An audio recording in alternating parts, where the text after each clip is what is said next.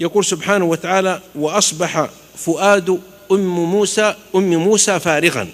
فذكر الأم لأنه أكبر فؤاد يحنو عليك في العالم أمك. ويقول سبحانه وتعالى: وأوحينا إلى أم موسى أن أرضعيه فإذا خفت عليه فألقيه في اليم ولا تخافي ولا تحزني. ترى كنت صغير عند أمك ولو كنت كبير، ولو كنت شايب شيخ، تبقى صغير وتبقى تتابعه وتبكي عليك وتحن عليك. ليس في العالم، خذوها رسالة، ليس في العالم بشر مخلوق يتمنى أن تشبع أنت وتجوع هو، وتنام أنت ويسهر هو، وترتاح أنت ويتعب هو، ويصيبها المرض إلا أمك. فسبحان ربي ما أعظم الأم.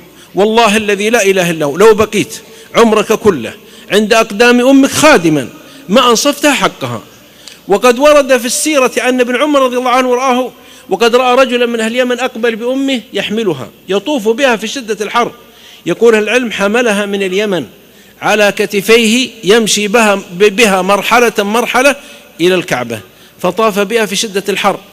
ورآه ابن عمر وهو العجوز على كتفه وهو يدور بها وعرق يتصبب. قال: يا ابن عمر، أترى أني بررتها أنصفتها؟ قال: ولو بزفرة من زفراتها.